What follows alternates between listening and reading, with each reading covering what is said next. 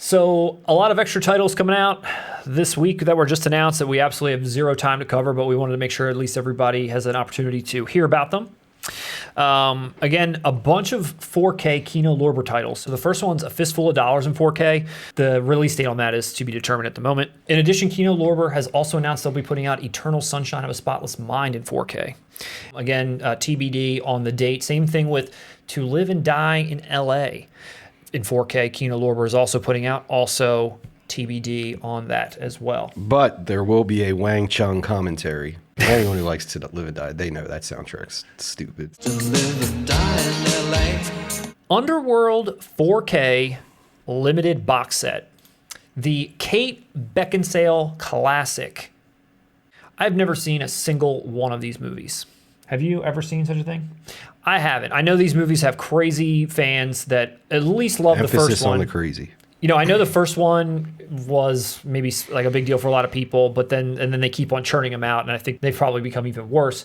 But this is, I think, kind of a big deal for a lot of people. This, and it's a limited box set, so I don't know how long it will be out there for. All 5 films are coming in 4K with Dolby Atmos sound as well. The original film's getting a theatrical and an extended cut, and there's a collectible outer slipcase. It looks like a pretty decent box. I mean, it looks like it's sizable. I don't know how the looks like Game of Thrones. It kind of does. That emblem that's on there and the colors they used. I don't know why maybe Kate Beckinsale isn't represented on there, or a werewolf, or anything to that degree, or a lichen. Anyway, so this is a pretty sizable set for all you Underworld fans out there. I know that a few of you might be interested in picking that up. Also, another film that is near and dear to Russ and I's heart is the Brady Bunch movie.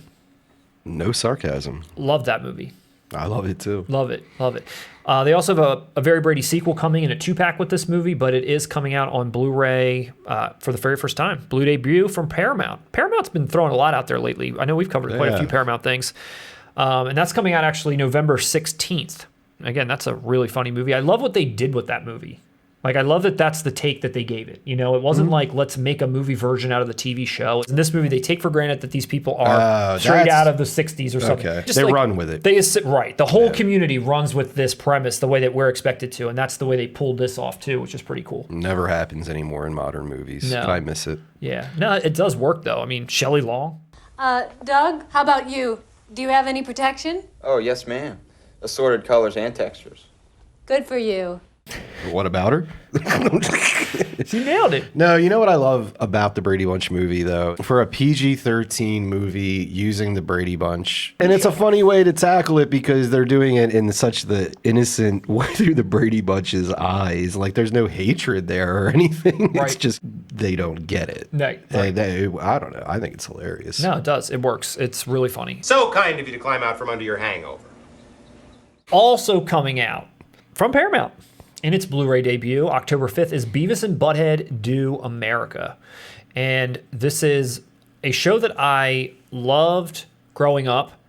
And I mentioned in our Blu-ray collection review, I watched Aeon Flux on Liquid Television. I watched Beavis and Butthead when they were on Liquid Television. Before they had their own show, they were just like a skit on there.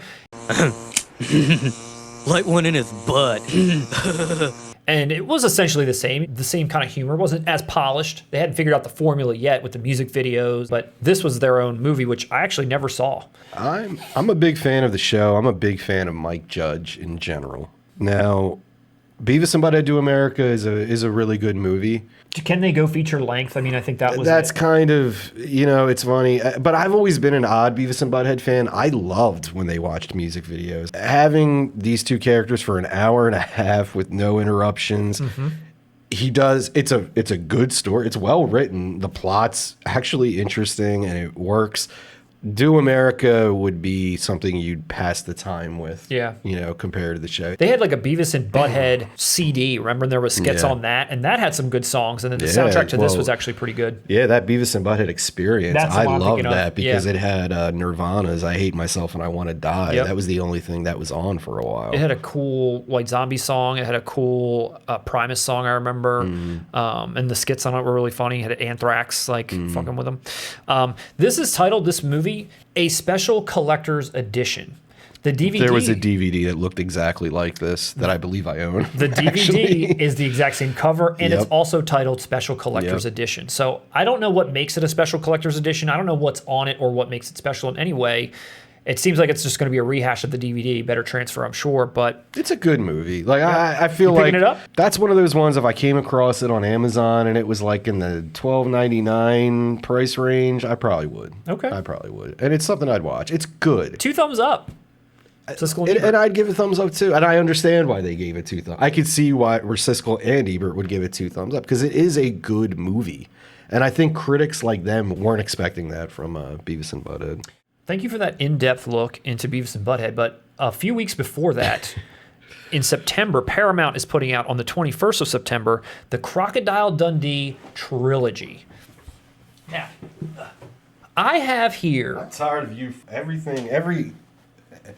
Every endeavor we do, Crocodile Dundee gets brought into it. I have here the Crocodile Dundee Blu-ray release in a double feature.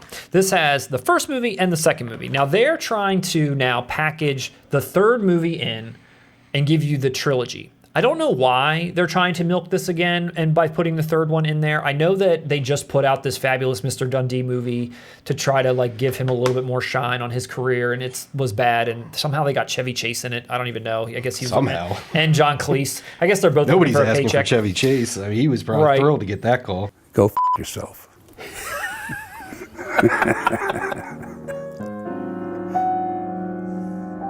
Also coming out August 5th, again in a German market, not here in the US, but something that I thought we should definitely at least look at because, you know, we're big fans of busts around here and we've done quite a few bust videos covering all these outrageous busts that Germany likes to put out.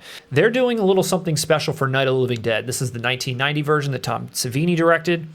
And this is the exact same company that made our JCVD bust, our Slothwandler bust, as well as many of the other busts that we've covered. And it is a pretty awesome Amazon exclusive with the classic Digibook edition in the humongous box. And then inside is this bust that has a hand coming out of the ground. And looking at that base that it's on, it's nice and thick. It has a huge tombstone. I've got to imagine that thing is super heavy, just like these other busts that we own. It's probably super well done. After you've paid shipping and everything to get to the US, it's only going to be about $150, $175. And I say only because that's a steal, people. It's But- not a steal book. no, you know, it's pricey, but it is a pretty cool looking one. You know, we covered a few that I think the Maniac one probably still holds a special place in my heart. That one looks pretty cool, but this hand is pretty awesome. It is. It is pretty cool. And this movie was released before by like Twilight Time and some other Blu-ray had come out in 2018. So this is just a Blu-ray edition. It's not 4K, but they are, again, Germany putting a lot into this release and also giving you a pretty good bust to go with it.